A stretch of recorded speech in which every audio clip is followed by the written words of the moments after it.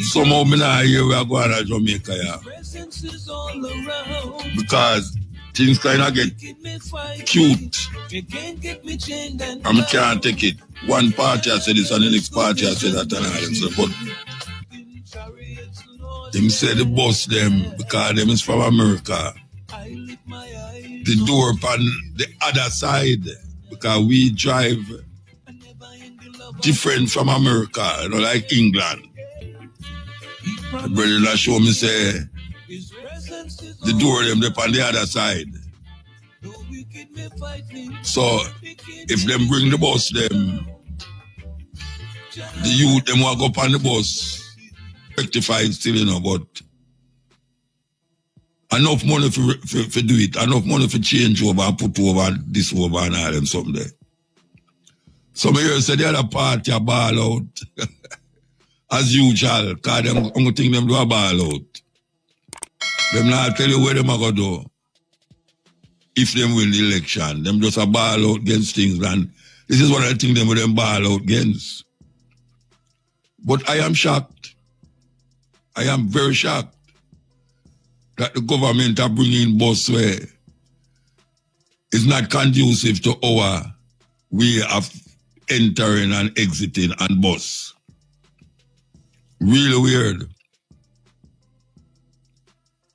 So, I'm going to tell you how much it will cost them to do it. Because I hear the King of Portland a ball out say, Jamaicans are going to pay, the youth are going to pay $100 for the bus and all them really. But a next caller call me and show me, say, Muta, you're going to pay the $100 from the main, because the road, the place where the people them live, hardly have no road, you know. But the taxman them go up on them road there, like all my road, you know. My road not conducive to driving, you know. I pay gravel and hole and all them something up on my road. And a whole heap of the people who go to school have to walk, come down the road,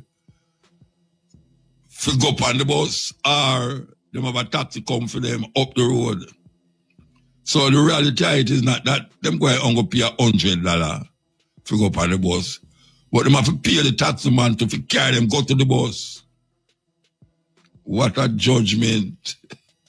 What a judgment, just that. And the King of Portland now tell you these things, you know. No, the King of Portland now tell you that. He must tell you where the bus are going to charge $100 upon the bus. When the bus them now come up here, so. When I say yes or no, I mean like all which part of me live here. I pay gravel and dirt and big hole in the road. When rain come, it come like my house surrounded by a river. It's a serious thing. So them are going to retrofit the bus them to suit the Jamaican road. But them never include that when them that tell you about how much this a cost and how much that a cost.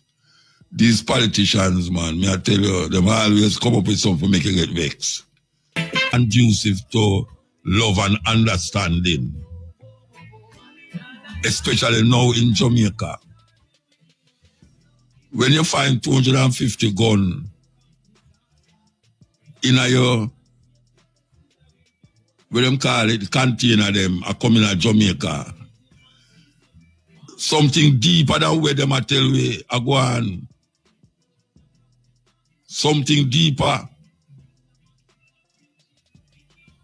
A couple years ago, when we were on highway, the Minister of National Security, he used to say, him intelligence show him say, at least 200 guns coming on the island every month.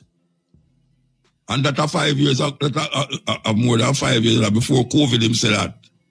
And we keep repeating it. So if him intelligence, it should say 200 guns every month. At 12 months, make a year, 5 till that 60 months, that you multiply 60 by 200. Where all them guns there? And then now come put 250 guns more upon it. Who is planning what in Jamaica? There's nowhere. All them guns, they can't come in Jamaica and somebody now plan something. How am I going to get you that them gun there? Who am I this person gun them to? And who know about these guns? Them say gun killing gone down, but gun killing not gone down because the police them a take over from the gangster them and a shoot the gangster them and shoot whosoever them want to shoot. And at the same amount, them a kill. Who is doing these things to make you put, where them a put over where? Plastic? The gun them still there, you know. You know, hear nobody a kill, nobody shoot. Well, shooting still a go on, but not like first time, but no happen to the gun them, you know. The gun them no sure we see, you know. The one them who have the gun them still have the gun them, and more gun a come on top of the gun them. Where them gun they there, who are bringing the gun them, oh we not hear no, one I get old, for all them bully pa gun where them a find a airport and bully pa gun them a bully pa thing them a find gun in, you know. Them a hush, like, we prefer here so them catch the gun them than a kill people. Me prefer that. Me prefer them find the gun them than kill people. We see all of the things them where we hear say illegal. Bully pie don't get solved. The man when name the one who was the headmaster at JC, his name is Reed. We don't hear nothing more about him again. No, we don't hear nothing more about him again. We sit down in yard have fun. Like a house arrest thing where all them friends them come and drink liquor every day. Yes. You know, you're not more about that. The maritime money. Want to them all them big scandal there. A scandal and peer scandal and another scandal. Want to Mr. Bolt money. Want to Mr. Bolt money. And when I just say Mr. Bolt, but Mr. Bolt are the one who look like it affects Jamaican people more than everything else. All the youth don't get back his money, or I get some of it, I don't know. All things just a go on so without solving, or not solve. All I hear now say, the government have give almost hundreds of keys to hundreds of houses. And even though you don't say, nothing now go on, enough. No, nobody are dangerous to the rest. I hear the Prime Minister of the Parliament and say, no, all people are talking about nothing now go on.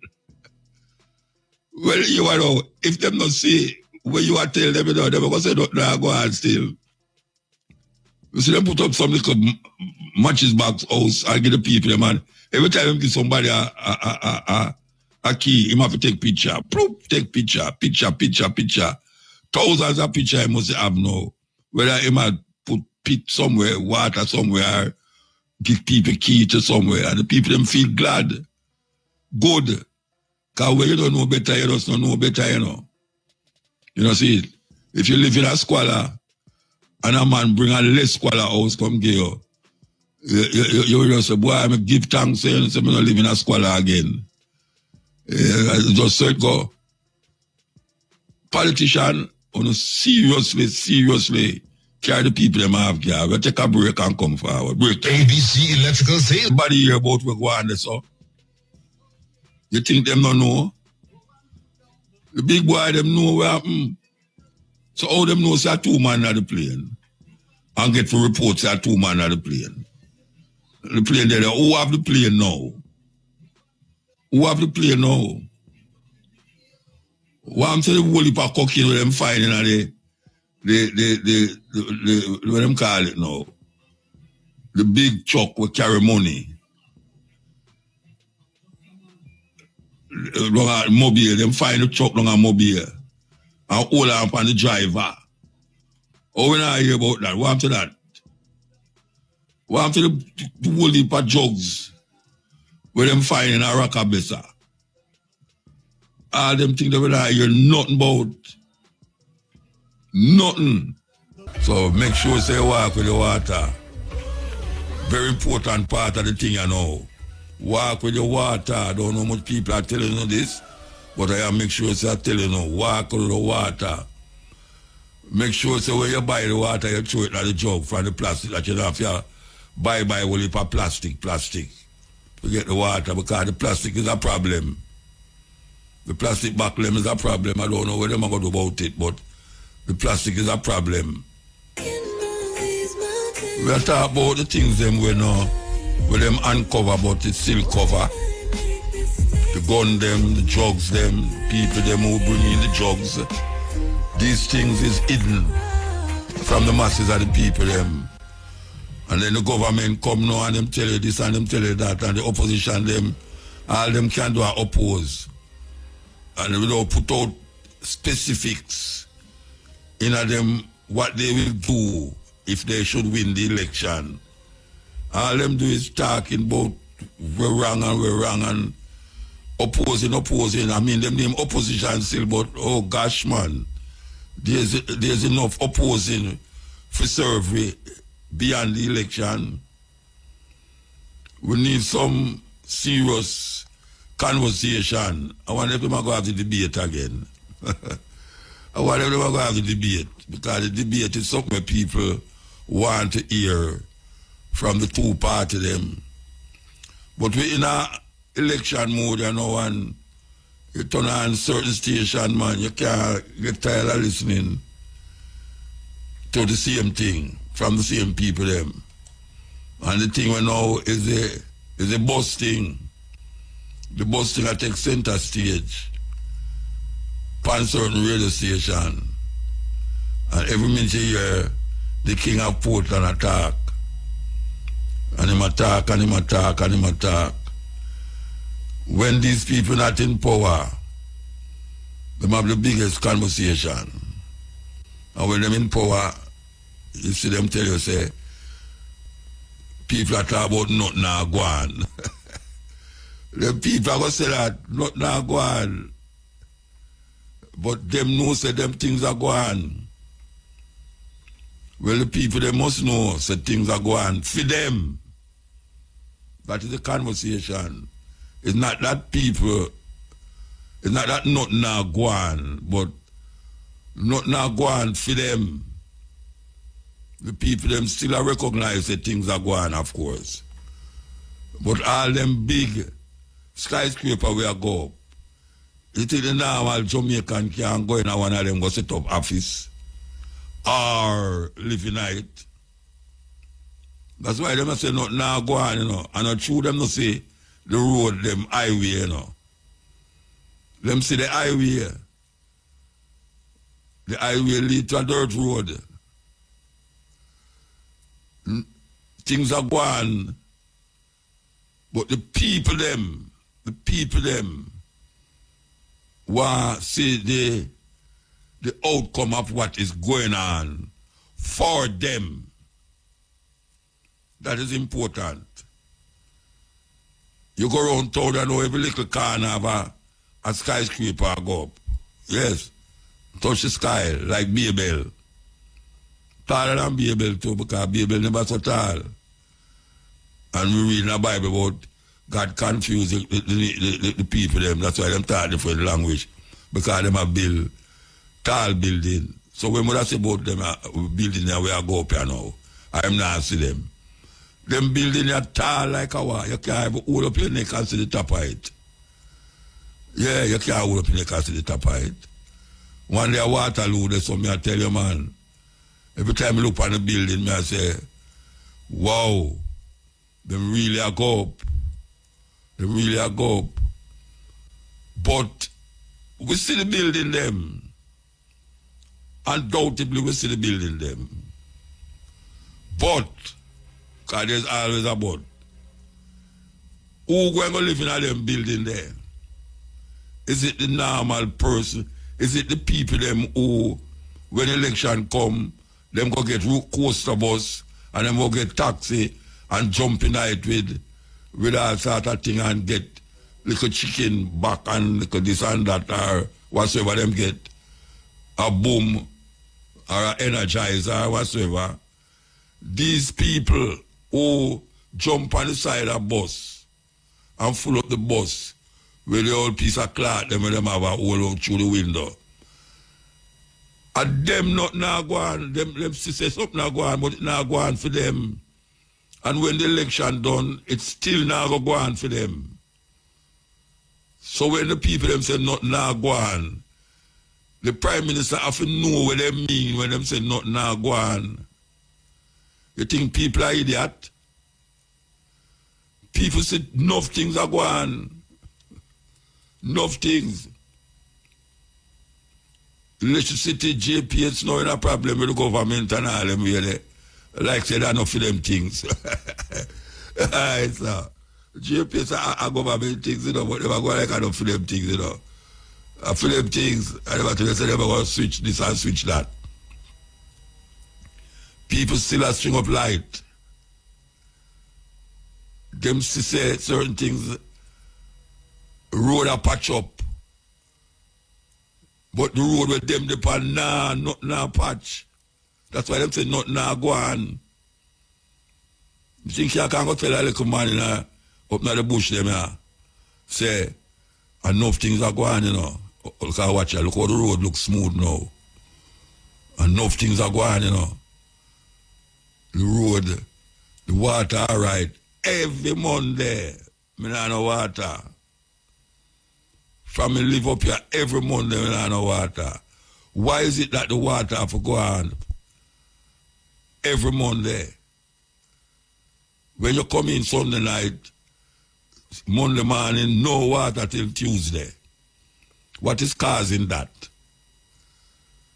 I want to say, from me live up here, I talk about years. What is causing you to not have water every Monday in our area? And that we are talking about when you say the people them say nothing now go on. Because me live in our area for almost 2 decades now. And from me live up here, every Monday the water no come back. The water no come back until Tuesday. Then nothing now go on. Nothing now go on, Master. Because that's not supposed to happen.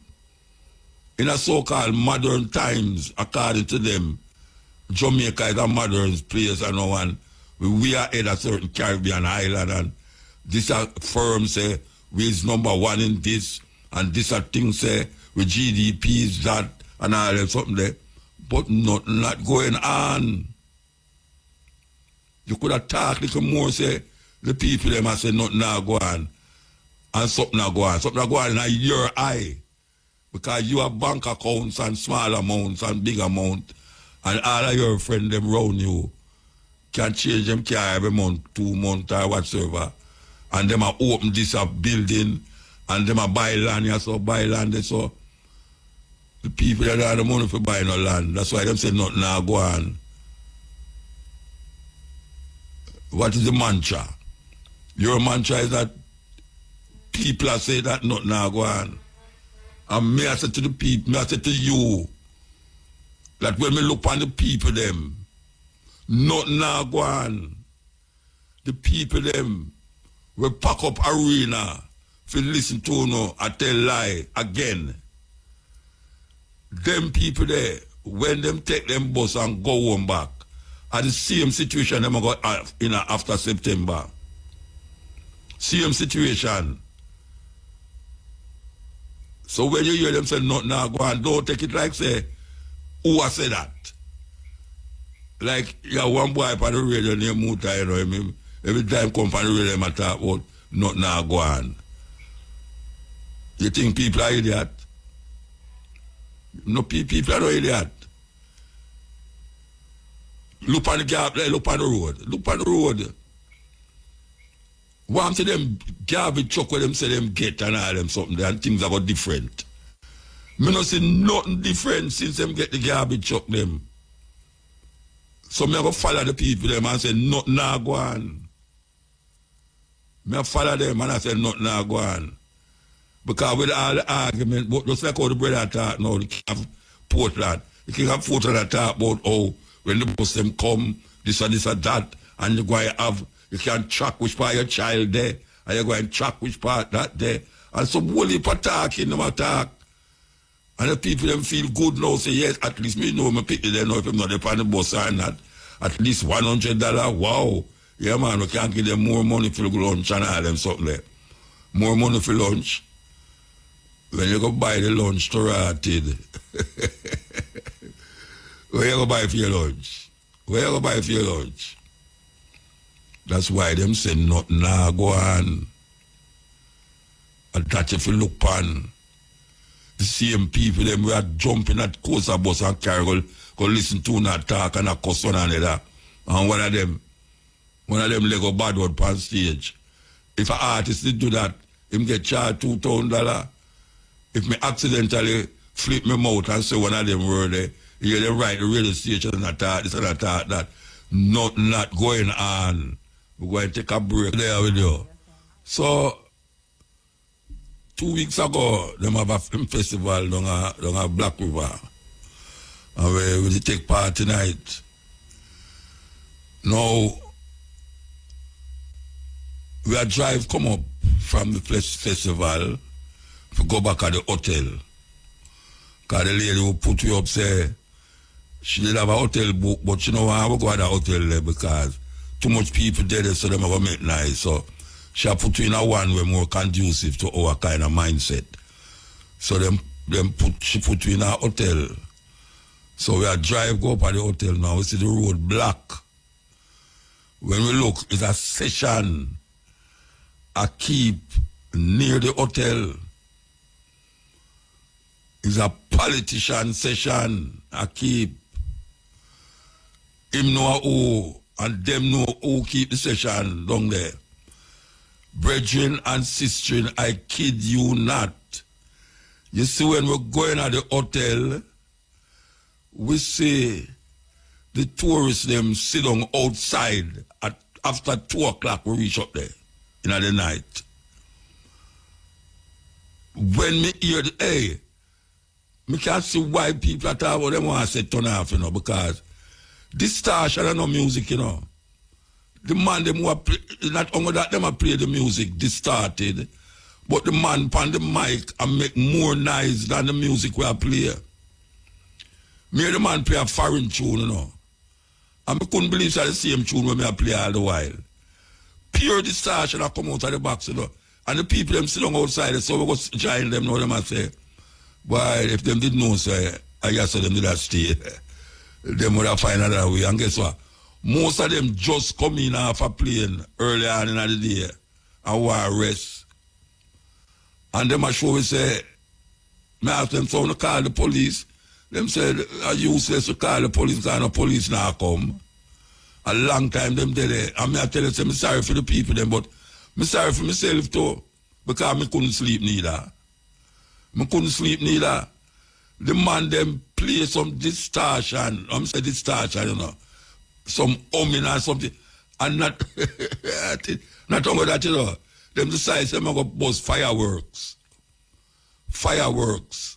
After 2 o'clock in the morning, them go bust fireworks. And me I tell you people, it's like torture, man. It's like torture. No, the politician brother who keep that show there.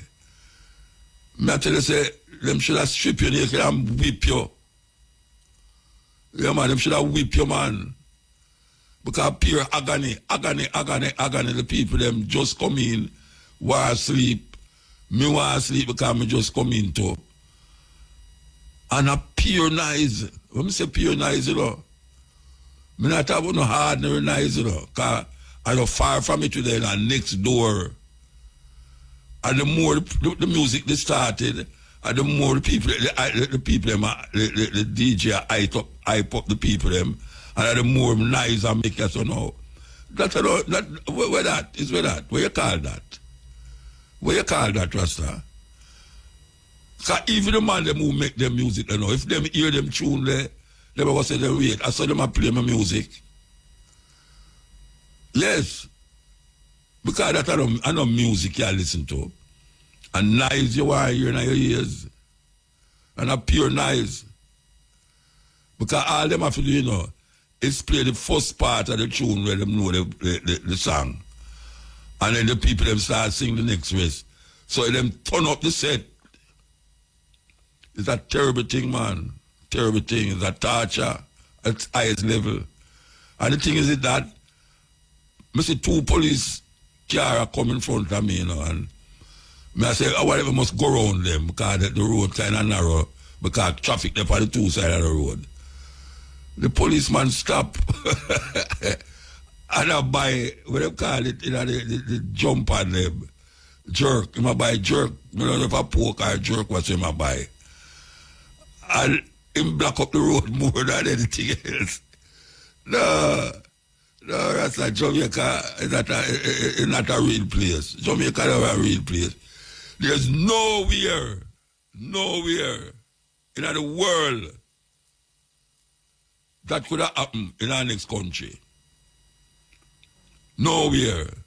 I mean, I talk about the festival with Black Up Road, you know. I talk about the sound where come from the venue. That is what I talk about. Where them claims say music. That is not music. That is distorted noise. That is like them drop bomb in there and ready to explode, and it explode. Terrible, man. I just advise that, you know, because the politician know him be, because somebody tell me say him keep it. What the politician for long there? I do a host, but I not call him name. I not call him name, you know, because it's terrible, man. Terrible. When I say no people in the venue, no car out the road, people are selling all sort of things from long line of people are selling things. And about that, it's still aware that a man have him own set out of the road under him tent to play. Him not listen to where I go out there. So, he have him own little set.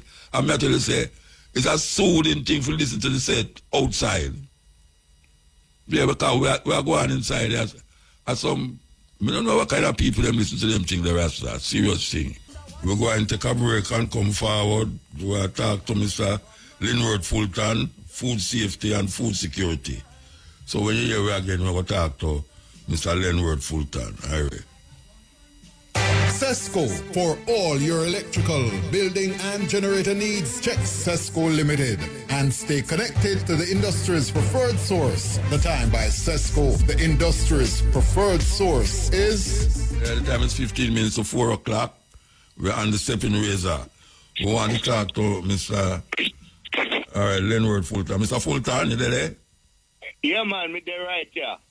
Good time, give time. All right. Well, here this come up regular now from the other day. I don't know if it's through the election or come up and all them here about food security and food safety. In the interpretation, I know he's a man who is involved in a whole heap of things. You know, the former president of JS and all these things. But when the government say food safety, what do I talk about? Well, it should mean that we have enough food here to feed ourselves without importing food. So the difference between food security and food safety is that food security is a thing that if you have the resource, the money, and the institutional support, you can get food. Institutional support means through food for the poor, FAO, and these organizations can give people food. And you can get sufficient food, like even in Haiti, they might have food safety, but they don't have food security. Now, the only country in the region that have food security that can feed themselves is Guyana.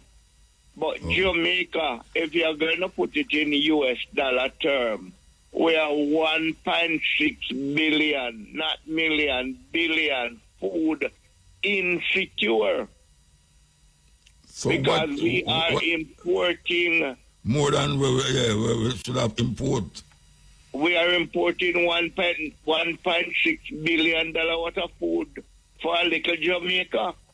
All right, so what is it that the government is doing to alleviate that whole heap of importation of food? What them doing? The first thing they are doing wrong, they're them are doing wrong. the best agricultural land to build houses. Yeah, they might use the flat land for With build house on the irrigation, inside. and that is irrigatable to build houses where they could go and maul and go dig down with bulldozer and build the houses. Yeah, build the house on the hillside and plant on the flat land. On marginal land. Yes. So they are right. doing that. They are doing that wrong. The second thing they are doing, they have thousands of acres. Sugarcane used to take up 300,000 acres alone. So more than that amount of land, probably 500,000 acres of land lay idle about in Jamaica. Most of which are owned by government. Yeah. So why is it that we not plant rice like first time in our Westmoreland? Why rice is a thing where every Jamaican eat every day? Why Jamaica I now? only believe we could do rice here. But there are other things that we could expand. Our dasheen, our cocoa, our yam, our sweet potato, our cassava to get the carbohydrate. And we could do the same for the various vegetables. But we import enough rice, you know. We import enough rice. We get rice from Guyana and all those places. We import enough rice. But why we not, since Jamaican people eat enough rice, why we not planting the rice? We have the land. It needs a government policy to do it because Jamaica farmers are small farmers. But if you secure the right land that can be irrigated because rice need water. It's a grass type that need water. Yeah. And those are the things that we need government to do. Instead of on platform every day cutting ribbon. Kaboom! That's it. So rather, right? You rather do the agricultural thing or individuals farm them own thing? What is rather? Rather is supposed to be the major extension delivery arm. And I have the privilege of being a CEO in RADA for 3 years. And what you was doing there? What you was doing? What you were doing? What you was doing there? Well, I was the CEO, managed the entire program to get the officers to train all our farmers in Jamaica and to get the ladies to do homework, to teach homemakers and ladies how to use breadfruit or any other thing in all the farms that it could be used. Yeah. And this was to prevent them from eating imported food. Yes. And that's the intention. When you look at a breadfruit, when you are well trained, you see it roasted, you see it fried, you can turn it and make a sort of salad with it, and you can do all kind of things with that salad. Use, if you want to use saltfish or red herring. But the right breadfruit can make juice too. The right breadfruit can make juice. Like yes, so man, breadfruit make a lovely punch. Yeah. Very delicious punch. All right. Make chips. All right, what may I try to find out from you, see? As a big man at the RADA place there. The RADA, when you talk about food safety, if we talk about food safety, we have to know where we are eat and when the farmer them are put in where we are eat. Or is it that so much unprescribed poison I come from America and find it in Jamaica and rather I distribute it and don't educate the people them who apply the food about the dangers of using these chemicals and all these things? How come I'll tell you one thing. RADA is a government agency. No, And but the you government said Jamaica used it. Agricultural Society, RADA. You was part of RADA. Agricultural Society is a membership organization that is supposed to be independent of government. But recently, no, and I'm writing an article right now on it, recently the government have actually taken over RADA and used it as their water boy or their footstool. When the JAS, when the JAS was up and properly running with president like Rodolph Burke, Willie Henry, who is the father of Maxine Henry Wilson, Percy Broderick Sr. Yeah, so how long ago that was? How long ago that was? Those were like 50 years ago. But with that, how long ago you was the president, the farmer? I was president 2013 to 2000. Yeah, but 2013, them still did bring in the poison to give the farmer. Yes, so but it was under your thing too. Control the importation. The importation is controlled by import license granted by the minister and the PS. So what the Jamaica Agricultural Society have to do with nothing? What them have to do with it? Them just Well, say the Jamaica Agricultural Society is a membership organization to lobby for the welfare of farmers in the same way Jamaica Teachers Association. Yeah, tell the welfare we are talking about, Mr. B. We are talking about the welfare, and if you is the president of that welfare, and the people them who are planting food do have a clue about these pies we are coming at Jamaica. You know, things that the Jamaica Agricultural Society should have a program where help them and show them how to use it or don't use it at all, because some of them is illegal. Some of them think that when they put the food illegal in another country. It is, but they can hardly do better because pests will eat down their crop. And to do the organic farming for food safety, it's a very expensive venture too. So it's not safety then, it should be called food safety then. Because if you say if it's too expensive to do it, that means that the food not safe. Well, there's a lot of food we eat which should be tested for residual effect, because when you are importing the food, they test it abroad. If it has in any chemical which is poisonous, then they dump that. But that should be done for everything which goes into our market here. No, Mr. B, I wish by live, brethren. The roundup dump in Jamaica, you know, dump in America. You know what people, you know what company have. It's a cancerous chemical. Yeah, but it come in Jamaica, them not dump it in America. They dumped it in America and have been paying billions of dollars in lawsuit. And them said it come at Jamaica, was it there at Jamaica? Yes, but those chemicals, you have to get a license from the Pesticide Authority, which is a part of the Ministry of Health. And from what I know, they have banned that chemical. So maybe it's coming here through the back door. But the Roundup is one thing.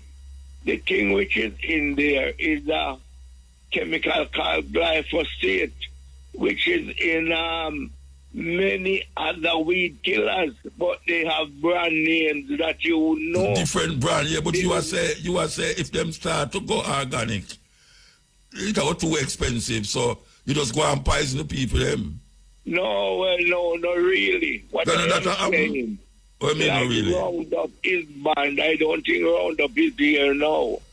And what I am saying, we need a system for all the food that are going to our parochial market to be tested randomly for residual effect.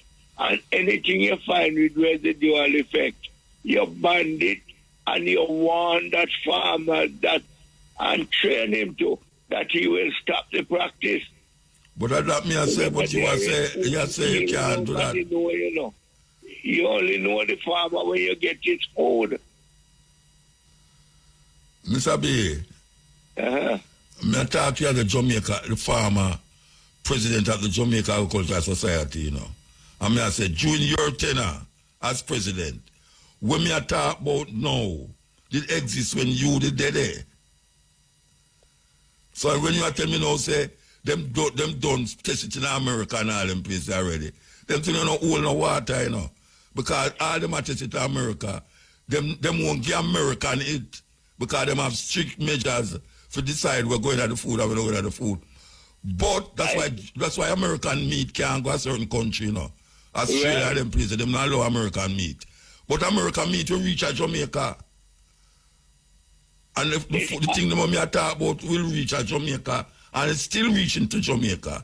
And nobody's making no move to it because they must say food safety. What is food safety? Of that problem, and I agree with you 100%, rest with the government of Jamaica not to allow to grant import license for those things.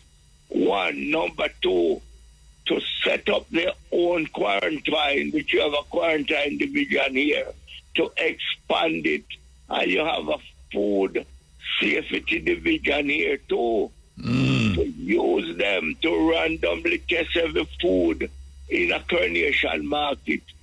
And anytime you find excess residual chemical in them, you trace it back to that farm. Tell that farmer that you can't sell no more of these food. Well, you should have go on the farm instead of going to the market. At the farm, you should have go on. You close the gate when the ass gone through. Yeah, but you wouldn't know because we must use some chemical.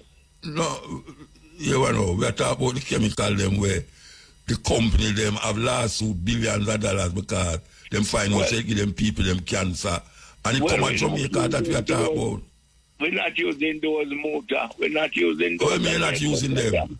Them there in the store, them a sell. Them a sell the farmer, them have it and spray upon the food.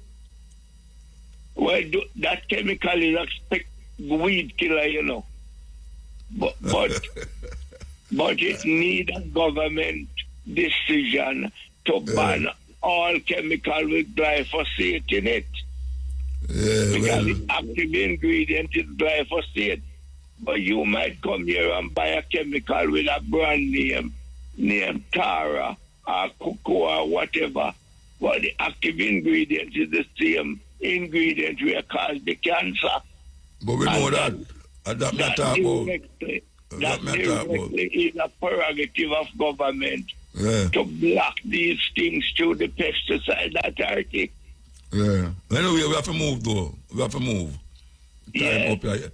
You're supposed to come on 10 minutes before and it get a shortening time. We have to move. Thank you very much still. Thank you for having me, man. Yeah, man. I want to talk to you again still, you know, because you exempt yourself from where I go on, but you did it when it go on and still there I go on. I exempt myself, man. We get some blame too. But the government itself have to work with you. Yeah, okay. All right, sir. Give thanks. The big man them in the system. Yeah. Okay. Mr. Lenward Fulton, him say the past, what them call it, former president of Jamaica Cultural Society. Give thanks. Yes, man. All right. Yes. And as we talk about, as we go in a one rap. The time on IRFM is? The time is 1 minute past 4. I know so this is the time when we have the People's Court deal with defamation and false accusations. What you can do about false accusation that is placed on you. And I really want to ask if the government can take carry the citizens to court if them accuse them of certain things. So we have, I guess here, Natisha. I hope I've called her name right. Natisha, she there? Hello? Hi, I'm here, Muto. Oh. How you doing? We're there. What? I tell you, say, Mom, I see no place nowadays. But me don't know why you never see me for a long time. Me never see you for a long time. You never see me. I don't want to get myself in trouble. Anyway, here we go. All right, this lady have a bachelor of degree in history and bachelor of law degree both from the University of the West Indies and Keyville campus. Respect, watch a man, etc. We can't bother go by them long thing there, right? If you never have all of these things, won't call it. So you know. We want to talk about dealing with defamation and false accusation. Yeah, what man. is defamation and false accusation? What you decide says defamation? Yeah, because, when I'm preparing for an interview in the people's court, I really have to bring it to the people level, right? Of course. So I want to kind of level with the people about their reality. So let's start by saying that defamation, by definition, happens when one person shares with another person information. And we say one person, but it can be in mass. Information that is untrue and may cause damage to the reputation of someone else. So defamation can happen through spoken words, traditional media like the radio and newspaper, as well as electronic communication like nowadays we have social media. So companies also, businesses and brands, can be defamed in much the same way as an individual. What I want to bring to the attention is that, like how you have criminal law, defamation falls under the law of tort, which is a civil wrong. Now, the tort of defamation aims to protect a person's interest in his or her reputation. But before we even dive into the different ways in which one can be defamed and all those things, the legislative changes, because the laws changed since 2013, and I will get to that, and also diving into the remedies, it should be noted that this, what we call the tort, in particular, is legally controversial because it kind of reflects a tension between what we know to be our individual rights to our good name and with constitutional rights under our constitution. Jamaica, as highest law is the constitution, and therefore we want to always be able to balance the rights that we get under our constitution, so to speak, under any other right that is given to us. So usually, when we're talking about the balancing of this good name, persons want to say to you that, yeah, but I have a constitutional right to free and open discussion on matters, especially matters of public interest. When we go into the past defamation conversations we've had, given that social media is, in the sense of defamation, is a new construct, we know that in Jamaica and in the wider Caribbean, we have various ways where the tension play out. So, in the political sphere, we know, however, that even now we're having a lot of controversy where people say things and have to go into court to prove it, etc., etc. But the media houses, traditionally newspapers settings, were the main targets given the branches of defamation. How they subdivided defamation under libel and slander was what would have caused, for example, a major thing like a libelous charge versus a libelous claim against you versus a slander claim. And we saw in, for example, Cayman Islands, in one of the cases, Bodden and Bush, 1986, where Chief Justice Summerfield was outlining how problematic, if I should use that word, journalist's role is in all of this, and that in his quotation, a journalist is always going to be embroiled, for example, in the rough and the tumble of the politics, because when politics is happening, a journalist is going to have to report. What are those protections? And so they will have these defamation suits filed, especially when libel was a problem. I'm throwing out words like libel and slander. We kind of understand it. But let me ask you something about defamation, you see? Right. If you say something against the government publicly, like you say, them say them have fix the road up there, so and them not fix it. And them come and tell you, say them fix it. Right. And you assure them, say, but it not fix. Is that defamation that you have to lie upon them? Wait, because really you're going into a kind of a terrain now where we want to determine how defamation manifests. Yes. So you use that example, for example, to, all right, I'm saying something, but it is what are you saying, right? And not them I tell lie, them never fix the road. But be reminded that you have also the defenses. So let's go through determining defamation, right, for you and your audience. So determining defamation, the guided principles would be, especially in the realm of social media where you go post something, it's not say a newspaper or your radio where they can also sue the company. Say it's an individual. You go and you post something about a road that you say, boy, the government a lie. In determining whether or not this is defamatory, one, you may need to ask yourself the question, is the information in what you're saying factually incorrect? So you're going to make sure, say, on your merit, on your basis, the government did say that I'm going to fix the road. You go up there on the road and fix. So that's one. Would the post or the comment that you make lower the reputation of the government in the estimation of the right-thinking members of the society, coupled with the first prong, which is the information factually incorrect? Yeah. The third thing is, would the comment that you make cause others to shun? So you see that there's a follow-on to the first, second, and third. And finally, which I believe goes to the root of what you're saying, would what you said expose the government in this regard to hatred, contempt, and ridicule? I find that it's not so difficult in proving, because some of the times persons can use the defense afforded to them under the new Defamation Act, which is, for example, truth. A first defense, when you say those statements, is upon the back of, is it true? So you can say, well, you know, I can prove that what I'm saying is not true. Go and go look on the road, you know? And so material is it. So the defense of truth can succeed if you prove that the imputations, what you said, were true or not materially different from the truth. That's one. The second is that, you know, I know, here you said that you are muta, right? And me go repost it and say, the government will tell life to you, you know, say, muta said this, that, and that.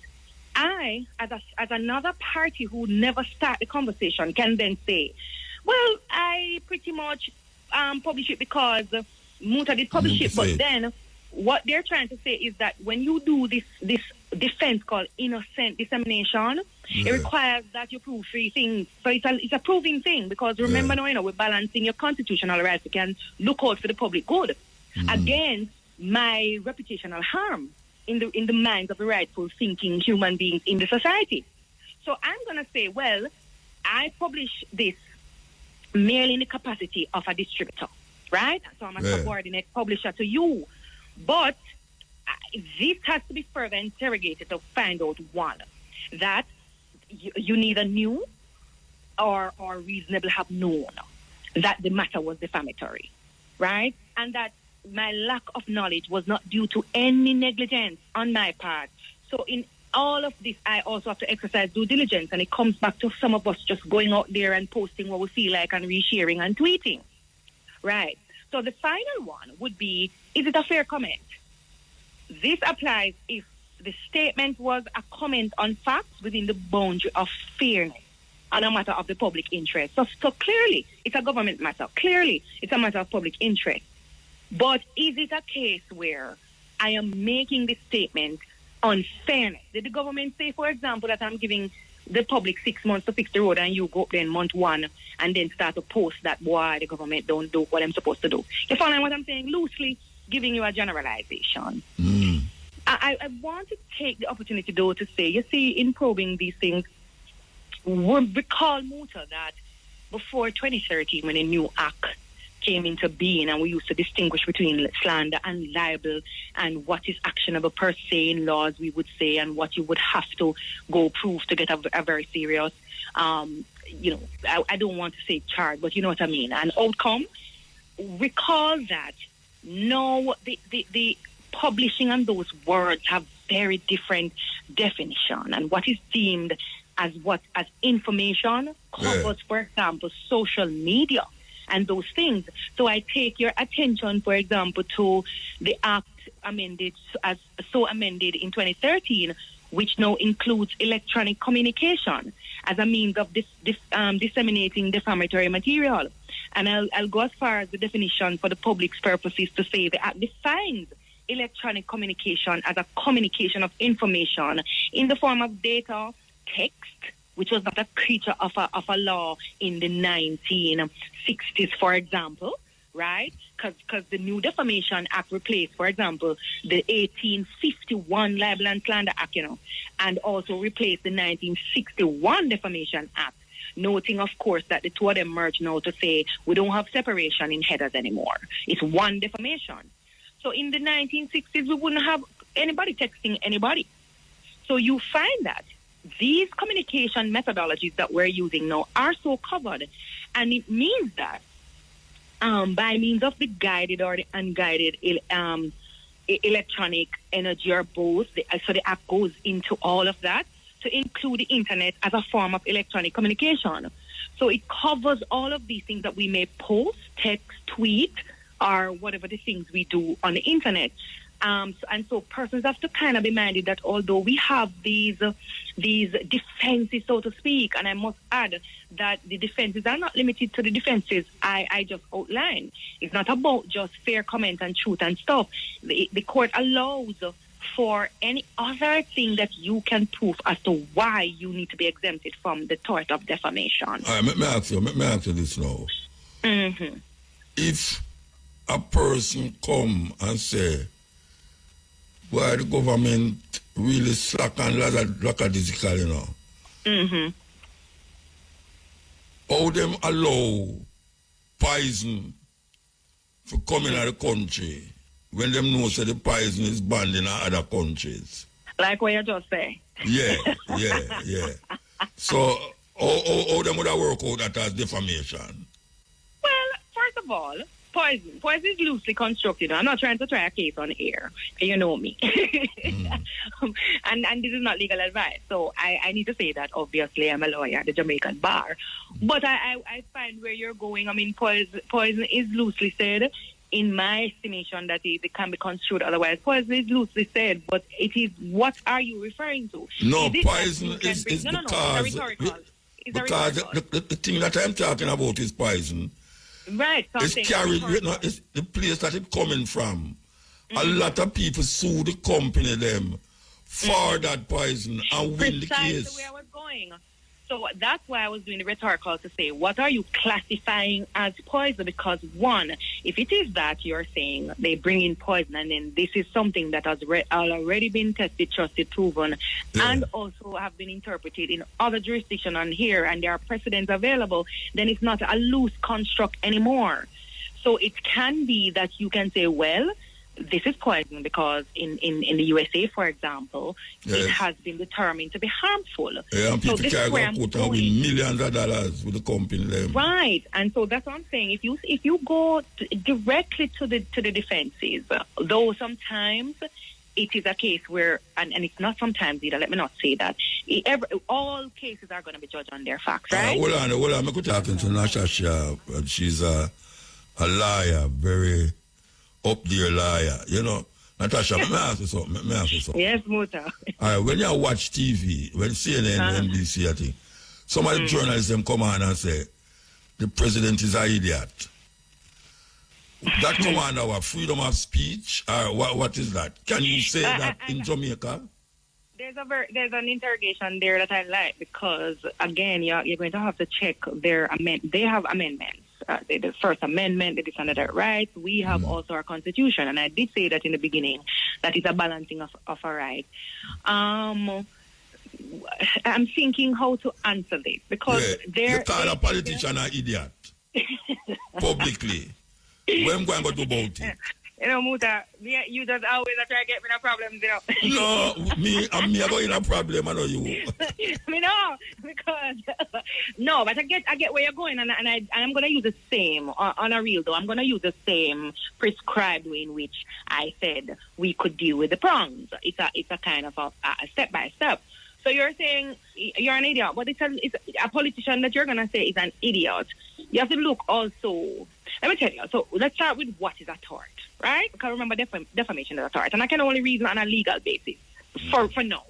Remember, defamation is a tort, and we learn in law school that when there's a breach, when there's any civil breach, like a tort, you want to claim for the damages that you receive to put you back in a position you would have been in had the tort not been committed. So when me call you an idiot, no, what is the damage that you're going to claim for, and then what position you want to be restored in? I think I'm saying we have to deal with these matters as the law prescribed them to be. I don't have a case at hand of a Commonwealth Caribbean jurisdiction, somebody calling somebody an idiot and they sue. What I've noted and I've seen even preparing for this interview, because the truth is my engagement in the legislation, the new legislation, was from 2013 building on. So my reasoning is going to be one of knowing where the law is coming from. I was one of the persons who helped Justice Hugh Small to sensitize some of the media houses as a young, not an attorney as yet, you know. So I got the front row seat because he was the chair of the defamation legislation review. I got a front row seat to sit with him for weeks, put together presentation, understand what we're trying to achieve, what we're changing, and all of that.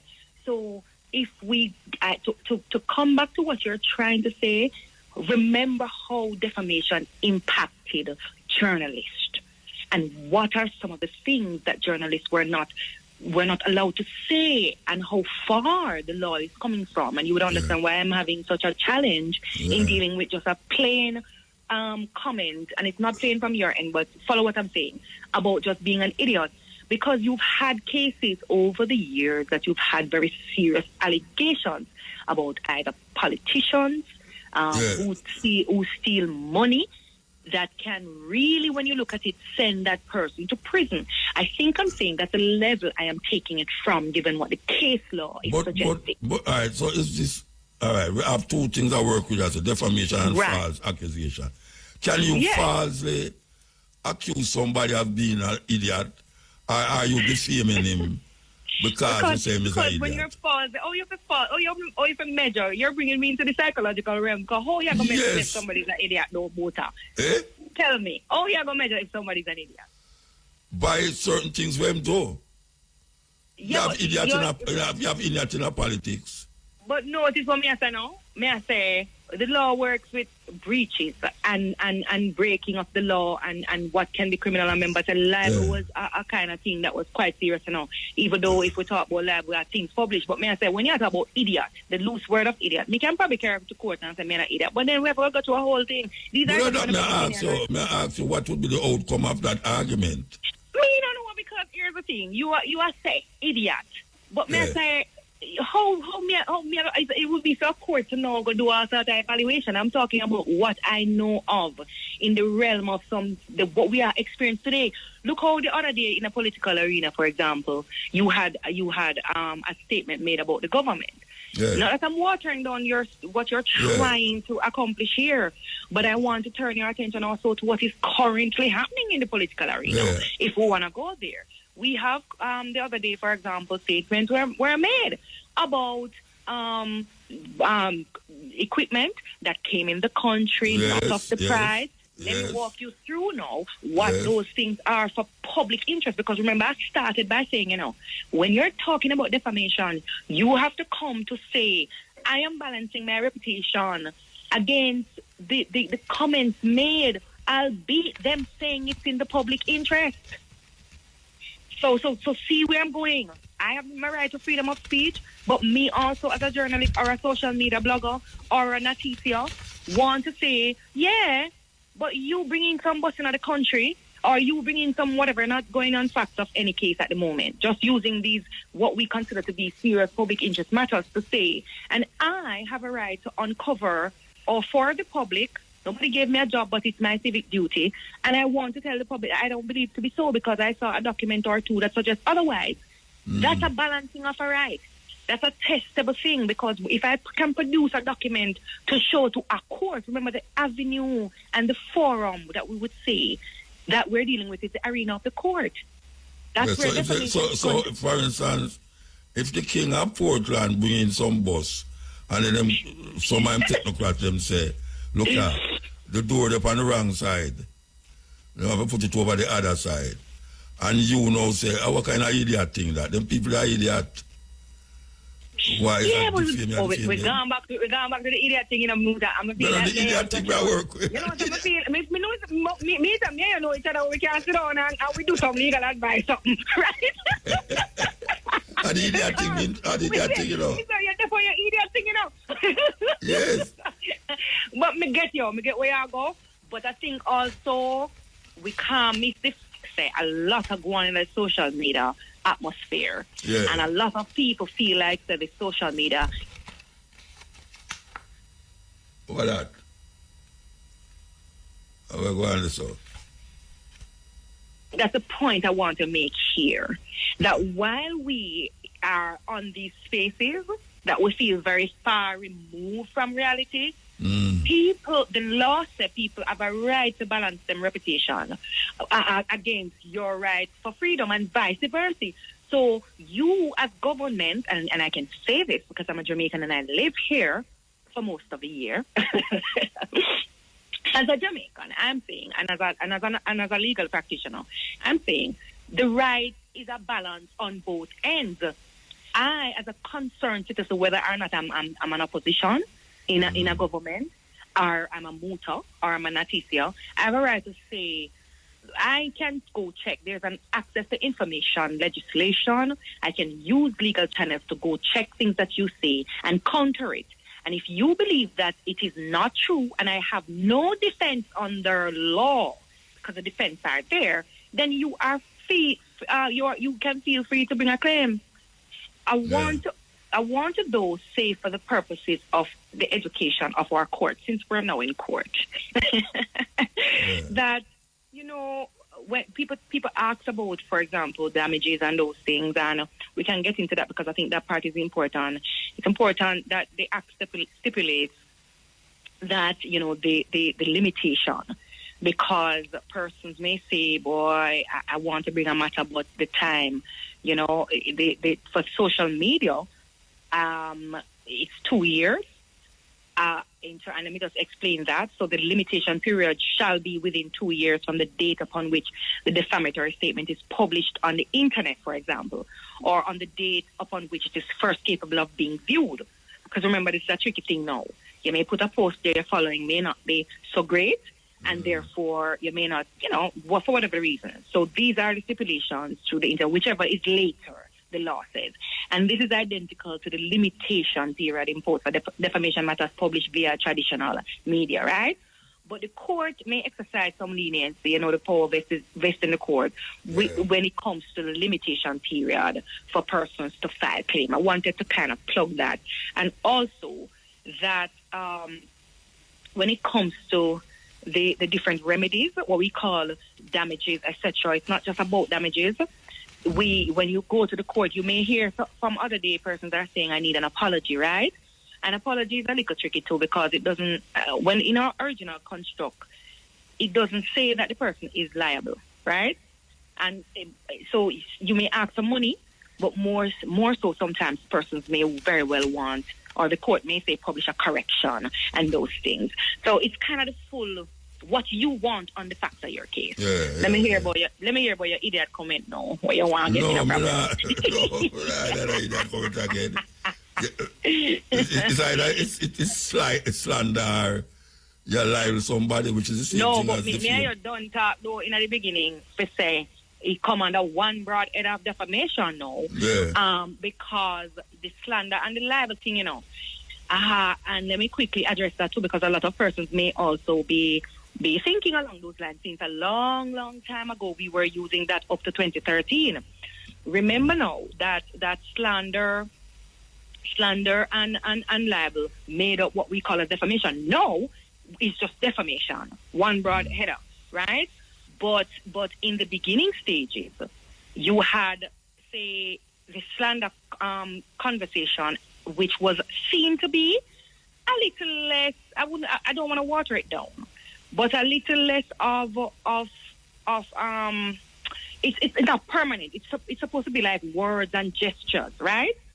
You know, we have to call you back. We have to call you back next time. You know. The time done, the truth. Yeah, the time done. We have to call you back next time. Man. Sure. You're near me, so we call you back when we want. Because you don't have nothing to do. You don't have nothing to do. So you tell me, you know, Muta, why you are making world? But good talking as usual. Always good to be on call with you. And we can talk more. Yeah, man, give thanks. All right, give thanks, Musa. Bye-bye. Yes, that was a very spirited reasoning there. Yes, a very spirited reasoning. I want to give thanks to the sister. Yes, Natasha and Natasia. Depending on where it was, Natasia, Natasha, every one of them. This is the Stepping Razor. Yes, African names time, as usual. So we're going to start off with the male names. Sekani. Sekani. S-E-K-A-N-I, Sekani. Means full of laughter. Nice name that, full of laughter. Shumba. Shumba, S-H-U-M-B-A, Shumba means lion. Sipo, S-I-P-H-O, Sipo means a gift. And Sudi, or Sudai, S-U-D-I, Sudai, means good luck. So that's Sekani, S-E-K-A-N-I, means full of laughter. Shumba, S-H-U-M-B-A, Shumba means lion. Sipo, S-I-P-H-O, Sipo means a gift. And Sudai, S-U-D-I, means good luck. Female names, Zawadi, Zawadi, Z-A-W-A-D-I, Zawadi, means a gift has come.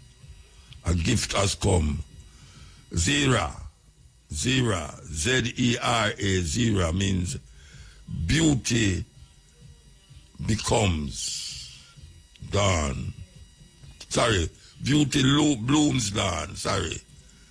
That's Zira. All right, I'm going to start over. Zira, Z-E-R-A, Zira means beauty becomes dawn. Zina, Z-I-N-A, Zina means beauty. Zina means beauty. Zaina, Z-A-I-N-A, Zaina means beautiful. Beautiful, so that's Zawadi, Z-A-W-A-D-I, means a gift has come. Zira, Z-E-R-A, means beauty blooms dawn. Zina, Z-I-N-A, means beauty. And Zaina means beautiful. African names for you. I'm going to buy one of the drugs that I talk about. Buy one and full it of water and walk with it. If you have a school bag, put it in your school bag. If you have a bag, ladies always have them bag, put one in there. And always have water in there. Because this dehydration thing is not a joke. You know, much people get licked down in Europe. How much people get licked down in Europe because of dehydration and the place hot. Don't take it lightly. Don't take it lightly at all. Brand new by the man called 90, the Observer. All right, so there's a tribute to Gregory Isaacs that has taken Europe by storm, and now they're bringing it to Jamaica. And I think it will be presented on some fest. Yeah, they're going to present it to some fest. So that is a feature of some fest. I don't think I hear nobody mention it still, but, you know, Gregory Isaacs will be 75 this week, yeah, if he was alive. And Gregory Isaacs is a man who go all over the place and spread the music. And him wife see it fit to really keep him music and him live out there.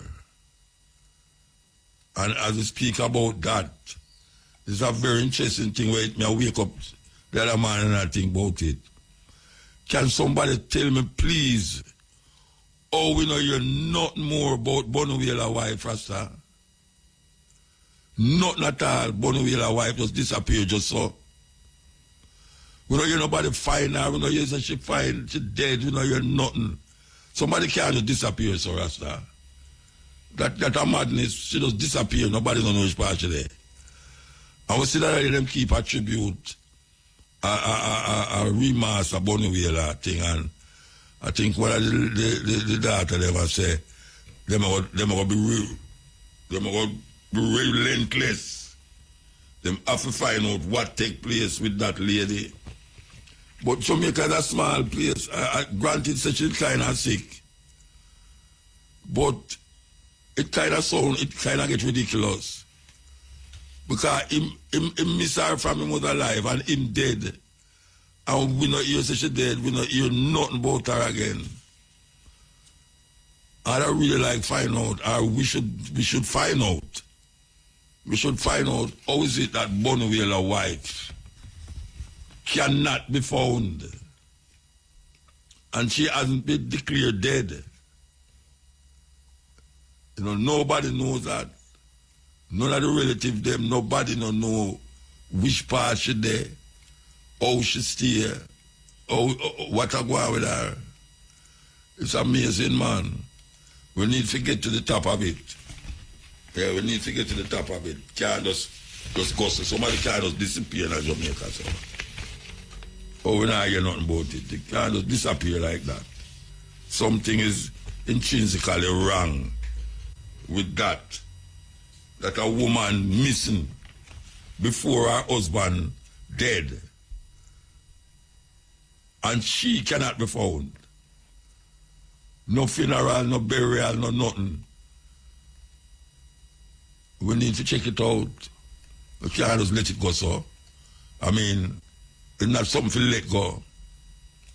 It's not something to let go. It's something to understand and figure out that a woman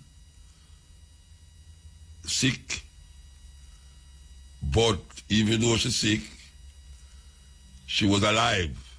And now the details. Phase 1 of the Westlands Port Expansion Project at the Kingston Freeport Terminal is expected to cost government about $80 million. This project will expand the terminal's infrastructure, increase cargo handling capacity, and improve operational efficiency at the terminal, thereby reinforcing Jamaica's position as a leading transshipment hub in the region. It signals a strategic investment in Jamaica's economic growth, showcases the strength of public-private partnerships in national development. The project is expected to unlock new opportunities for trade, job creation, and regional competitiveness.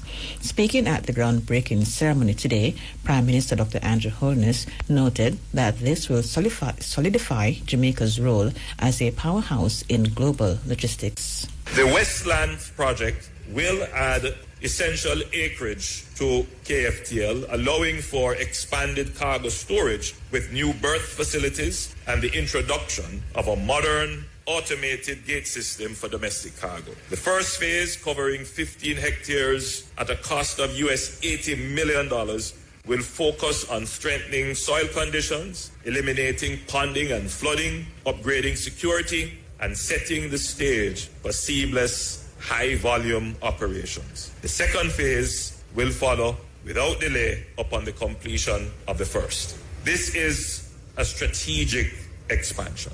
By reducing vessel waiting times and increasing cargo throughput, we are positioning Jamaica to capture a greater share of global shipping activity and cement our place as a logistics leader in the region.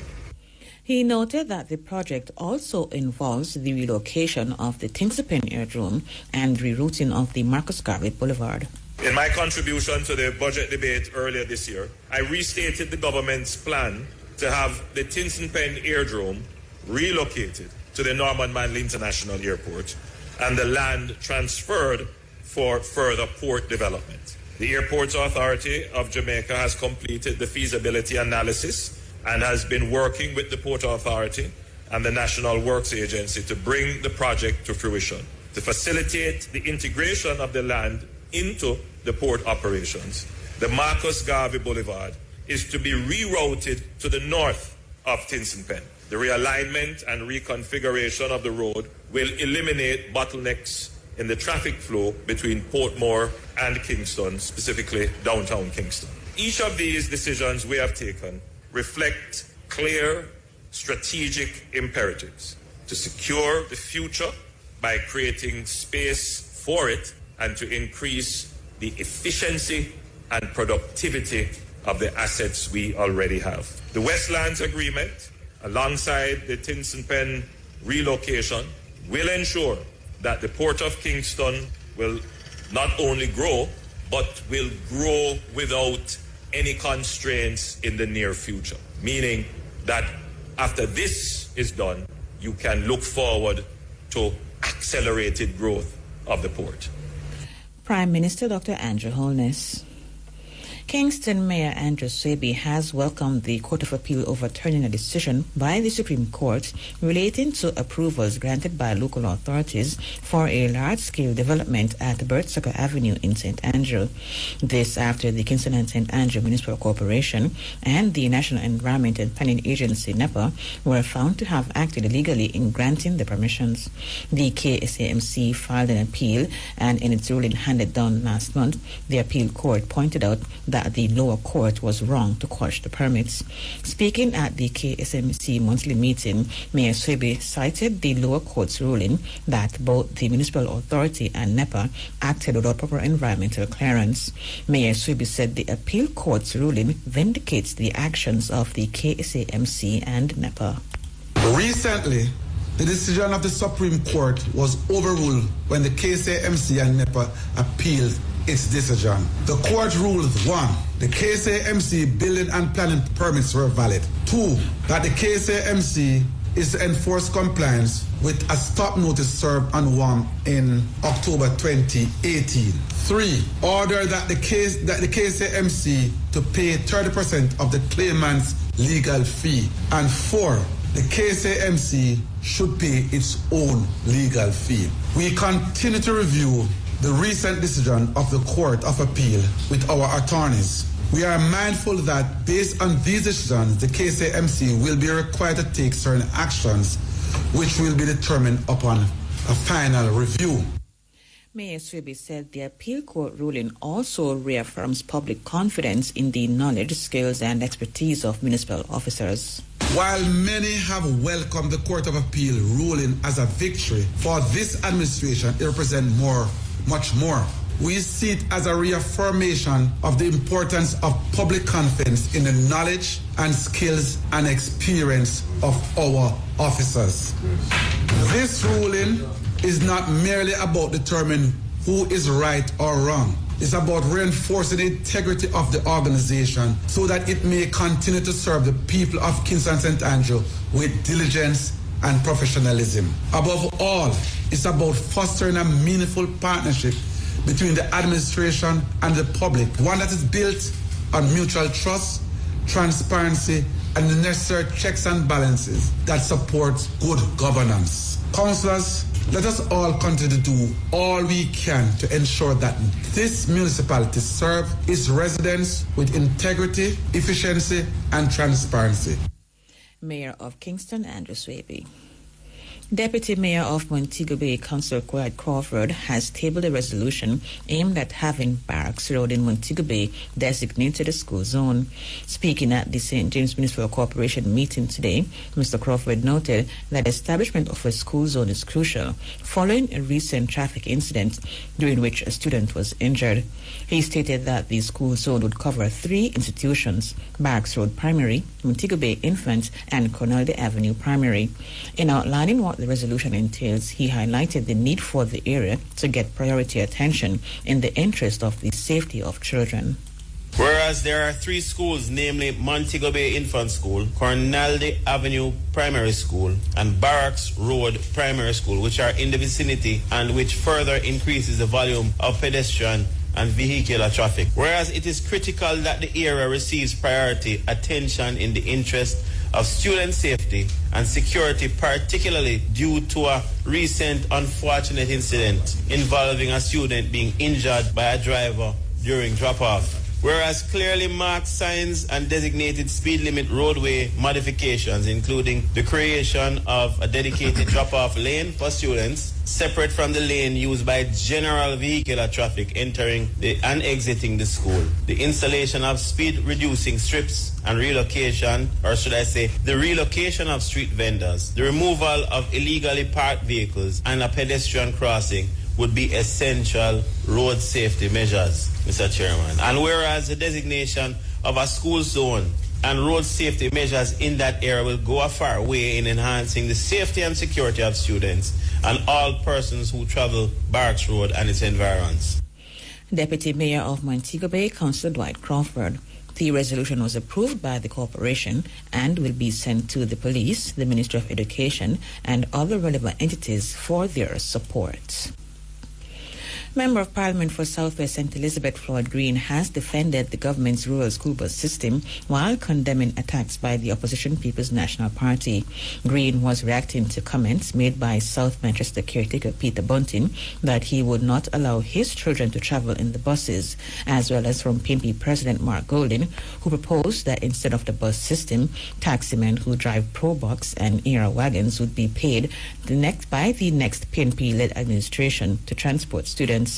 In a statement, Green described the utterances as astonishing and disappointed, adding that he is shocked by the rhetoric from the PNP. As a rural MP, we have long lobbied for a rural school bus system to come into operation. To be honest, one of the biggest challenges that our children face in relation to the access of education in rural Jamaica is transportation. So I'm truly surprised and astonished that the rural school bus system that's been introduced by the government is being so heavily politicized to the level that the actual buses are being criticized. I'm shocked, and it is clear that the opposition is just adamant to tear down any project, regardless of the fact that it will help our people, and are just in a baseless drive for power.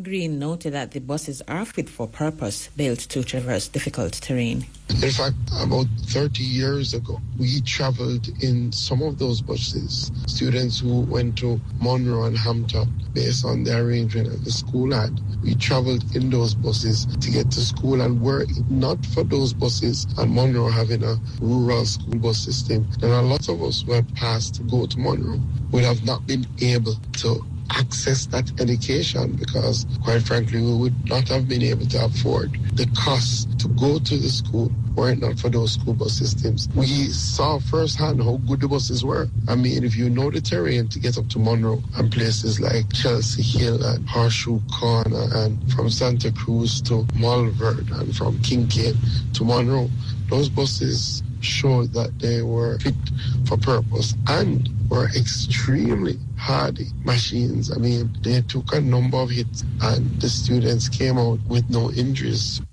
Member of Parliament for South West St. Elizabeth Floyd Green. Health Minister Dr. Christopher Tufton is urging registered nurses to specialize in fields where there is a demand.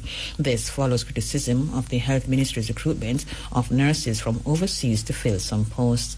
Dr. Tufton explained that there is demand for certain specialized nurses. Therefore, there is no guarantee as a registered nurse they will secure these jobs. He made the comment while welcoming volunteer nurses from Nigeria who will serve Jamaica for 2 years. In the market where we are, it really is an issue of where demand is, and supply of labor and specialist labor has to meet the demand requirements. Policy of government is understanding the health profile of the population, and that health profile has changed over time, with lifestyle diseases being a primary challenge and leading cause of death. And where we need this talent, trained talent, to address those concerns. In other words, there is no automatic entitlement or guarantee that if you study nursing, as a case in point, a job is always going to be there. It's a function of where the need is. That's the only logical explanation. It's a function of geographically where it is, whether it's in Trelawney, Westmoreland, or Kingston. And secondly, a function of where that need resides, whether it's an oncology nurse, a nephrology nurse, as opposed to a registered nurse that is a generalist, as valuable as they are. The health minister noted that collaboration with other countries is necessary in addressing the existing needs of the health sector. He encouraged Jamaican nurses to learn from the Nigerian nurses. We must echo that sentiment and echo it in the context of getting better understanding, one. But secondly, encouraging those of us who have an interest in this field to benefit from the educators who are here and others, so that their training can be targeted to the needs that exist in the marketplace, the needs for specialist nurses, So if you're an RN, then look to see where a specialization is required and channel your efforts to get trained in that area. That's the only way you will be guaranteed to a certain extent the jobs that are required in that space. And that clarity is very important. We're doing that with the BioWin Scholarship. We have addressed where the specialization are. So if you're an RN, then you can focus on those areas. And you may even get funding to study in those areas. And I think that's important. Health Minister Dr. Christopher Tufton. For over a year, RFM News has been probing claims by citizens that they have experienced difficulty in contacting the police via telephone. Yesterday, in part one of the special feature, Phones Copping Out, Police Stations and Dispatchers Under Scrutiny, some of those concerns were highlighted. In part two today, Shanice Gibbs shares the police's side of the story. Need is just a reply, me need is just a reply. If we can't respect the least, we're not going to go anywhere. If we're going to build trust, we have to show respect. Because station, if we stop people, whatever we're doing, we have to have a measure of respect for our people. That's former Commissioner of the Jamaica Constabulary Force, JCF, Major General Anthony Anderson, during an interview with IRIFM's MUTABARUKA in 2020. And at a change of command ceremony on March 19 last year, his successor, Dr. Kevin Blake, shared a similar sentiment. Jamaica deserves a police force that is responsive, providing trusted and reliable security services. Improving interactions with the public has been a goal of the JCF to ensure cops can reliably protect and serve. But according to many taxpayers, despite some improvements, the police continue to fall short of achieving that objective. One complaint is the perceived poor response to calls made to stations and the police's Emergency Communication Center, PECC, known to the public as 119. When it comes to phone calls, it doesn't make no sense. This is why most of the time in the garrisons, we form our own militias because we don't have adequate protection. And watch you know, if you go uptown on a certain place, just by even walking in a certain community, the police them pull up by you. Nobody ever have to call them. Well, it makes sense. You have an emergency line and you can't get nothing with it. What's the purpose? There's no purpose. They them not answer, and if them do answer, them answer late. Or them take long to come either way. So by the time them done crime done gone, everything gone already, everybody get it. What else we can do? Can't do nothing else. So what is the police's defense? Two sides to a coin, and one must choose which side they join, you know? In an August 24, 2024 interview, Deputy Superintendent Stacey Ann Powell, who is assigned to the PECC, said the system is designed for all persons to get through to the 119 number easily. 119 is free. And I must point out that if you dial 911, it is also free, and you have the option of selecting one, I believe, for police and two for fire. And the calls can be made even if your cell phone is without a SIM card. Because once the phone is programmed with the call emergency feature, you're able to make the call. She explained that there is an established protocol to guide interactions between dispatchers and callers, which is an average of 4,556 calls per day. They will, in essence, say 119, police emergency, I am, and they will use their ID number and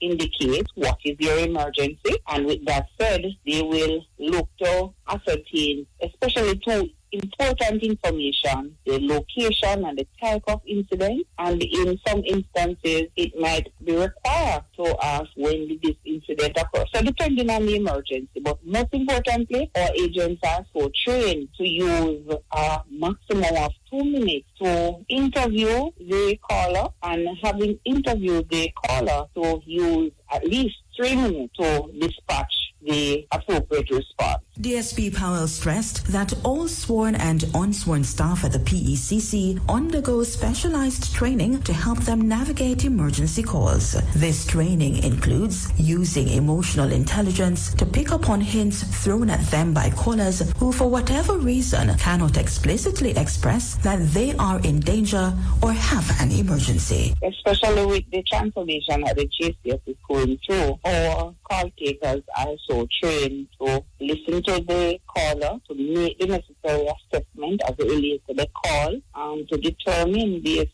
on what is communicated or not communicated to see if it is an emergency and treat with it accordingly. Now, it might be a situation where the call taker has assessed the situation and realized that there is a need for an additional support. At all the police emergency locations, there is a supervisor that is on duty who the call will be passed to if there is a need for additional support where calls like those are concerned. So with such protocols and specialized training, why are many Jamaicans complaining that their emergency calls are met with busy or no signal tones, or result in poor quality interactions with cops? DSP Powell explained that up to 1,100 calls are received on average by the PECC during a night shift, and 75% of them are prank calls and non-emergency. I am referring to calls for directory assistance, citizen inquiry. You might have mischievous children, and this increases during the holiday. Calls that also include sexual harassment, or callers to include children using expletives and insults. We also have children wanting popular fast food restaurants, calling to report a house on fire with laughter in the background, or a caller giving wrong information to the police that something is happening at a particular place when this is not so, but it is used as a means of deception, especially when our officers are in pursuit of criminals and gang members. She said